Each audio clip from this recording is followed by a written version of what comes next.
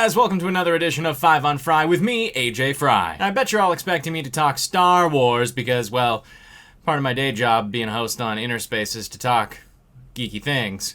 But you know what? Christmas is around the corner. I love the holiday season, so I thought I'd drop 5 Christmas jokes on you for this week's edition. Let's get to it. So there's this guy shopping for his wife for Christmas, and he's looking around this antique store that's got lots of unique items, and the store clerk comes up to him and says, "Is there anything I can help you with?" The man says, "I want something special for my wife for Christmas." And the manager says, "Can I interest you in this parrot over here?" And the man takes a look, and it's this beautiful golden parrot.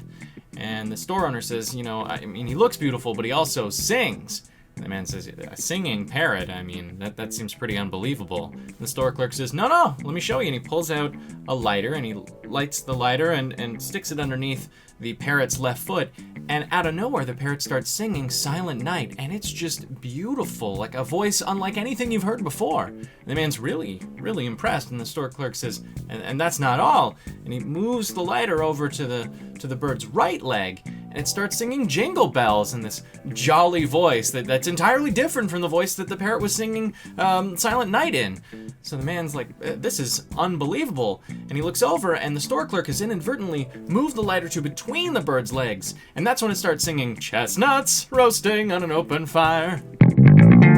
One of the very first Christmases really didn't go well for Santa. First of all, a lot of the elves got sick, so there weren't enough of them to keep up with toy production, so Santa was really behind in how many toys he had to make to get toys for all the kids around the world. And things just got even worse on Christmas Day. He went out to inspect the reindeers, only to realize that 3 of them were pregnant, and a few had actually escaped, jumped over the fence, and were nowhere to be seen. He came back inside in a bit of a huff, only to realize that his mother-in-law was actually there, so that just set him off even more. He went out to his sleigh, and as he put his sack in the back, it actually cracked one of the boards, and all the toys spilled out of the sleigh everywhere. So he went into the kitchen to get a drink. First he picked up the pot of hot apple cider, and then he started searching through the cupboards, only to discover that the elves had hidden all of his liquor. And when he went to put down the pot of cider, it didn't quite hit the ledge, and it fell to the floor, shattering into a bunch of pieces below him. So he went to the cupboard to get a broom, only to realize that some mice had actually eaten all the bristles off the broom, so he couldn't use a broom. So he had to get down on his hands and knees to try and scrape together all the pieces of the pot. And then there was a knocking at the door, so he stood up and inadvertently banged his head on one of the cupboard doors that he had left open. And then he went forward to the door and slipped on the apple cider that was on the ground, falling onto his back. Eventually he made his way to his feet, managed to get to the door and open it. And there was the tiniest little angel. In a cute, chirpy voice, she said, "Oh, hi, Merry Christmas, Santa. I've got a beautiful tree here. Where would you like me to stick it?" Thus began the tradition of sticking an angel atop your Christmas tree. It was Christmas Eve just a couple of years ago, and there was this woman desperately trying to find a turkey to feed her family, but all of the selection at her local grocery store was rather dismal. They were all very small turkeys as she was moving them around trying to find one, and eventually a shop assistant came by and she turned to him and said, "Excuse me, do these turkeys get any bigger?" And he said, "No, they're all dead."